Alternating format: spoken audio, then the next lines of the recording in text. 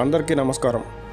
కూటమి ప్రభుత్వం అధికారంలోకి వచ్చాక గత 5 ఏళ్లలో వైసీపీ పాలనలో పరిధి దాటి రెచ్చిపోయిన వైసీపీ నేతలకు, అవినీతి పరులకు, వైసీపీకి కొమ్ము కాసిన అధికారులకు ఇక మూడిందనే అనుకున్నారు.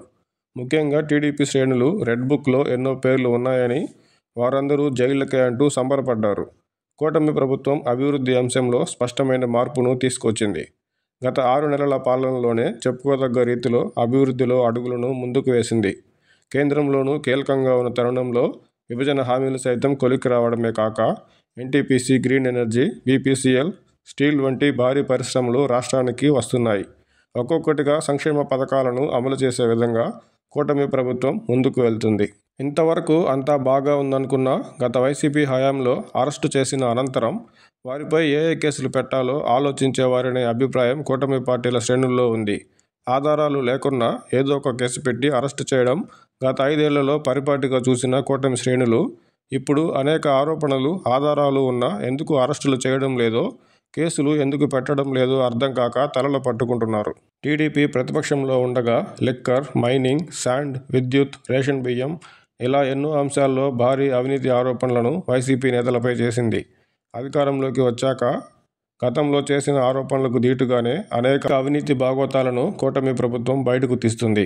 అయితే కూటమి ప్రభుత్వ అలసత్వమో లేక లోపాయికారి ఒప్పందాలో తెలియదు కానీ వైసీపీ కుంభకోణాలను బయటపెడుతున్న మాజీ మంత్రులు సహా అధికారుల ప్రమేయం రూఢి అవుతున్నా ఒక్క అరెస్టు చేయకపోగా వారంతా ముందస్తు బెయిల్ తెచ్చుకునే అవకాశం మాత్రం ఆరోపణలు ఎదుర్కొంటున్న వారికి దొరుకుతుంది. ఇందుకు రేషన్ బియ్యం మాఫియా అంశంలో దొరికిపోయిన మాజీ మంత్రి పేర్ని నాని గారి ఉదంతమే తాజా ఉదాహరణగా చెప్పవచ్చు. దాంతో కూటమి అధికారంలోకి వచ్చిన కూటమి పార్టీల నేతలు ఆశించినట్లు వైసీపీ నేతల భర్తం పట్టడంలో మాత్రం కూటమి ప్రభుత్వం అధికారులు మేనమేషాలు లెక్కిస్తున్నారని ఆయా పార్టీల నేతలు వాపోతున్నారు. గడిచిన 5 ఏళ్లలో రాష్ట్రంలో చట్టమే లేదన్నట్టుగా వైసీపీ పాలన సాగిందని, ఇప్పుడు కూటమి ప్రభుత్వంలో చట్టం తన పని తాను చేయడం లేదని కూటమి పార్టీల శ్రేణులు వాపోతున్నారు. దానికి తోడు కొన్ని చోట్ల వైసీపీ నుంచి కూటమి పార్టీల్లో చేరిన వారికే ప్రస్తుత ఎమ్మెల్యేలు పెద్దపీట వేయడం కూటమి శ్రేణుల్లో మరింత అసంతృప్తిని కలిగిస్తుంది.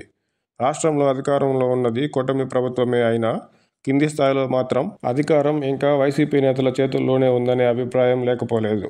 అనేక ఆరోపణలు ఎదుర్కొంటున్న వైసీపీ నేతలు సైతం టీడీపీ నేతలకు వార్నింగులు ఇవ్వడంతో సహా అక్కడక్కడ వైసీపీ నేతలు అధికారులపై దాడులకు సైతం తెగబడుతున్నారు. అనేక అవినీతి కుంభకోణాలను వెలికితీస్తున్న కూటమి ప్రభుత్వం ఆరోపణలు, ప్రచారం మాత్రమే కాకుండా చర్యలు కూడా తీసుకునే విధంగా, రాష్ట్రంలో చట్టం తన పని తాను చేసుకుపోయే విధంగా, అవినీతి సొమ్మును తిరిగి రాబట్టే విధంగా కూటమి ప్రభుత్వం వ్యవహరించాలని కూటమి పార్టీల నేతలు, ప్రజలు ఆశిస్తున్నారు.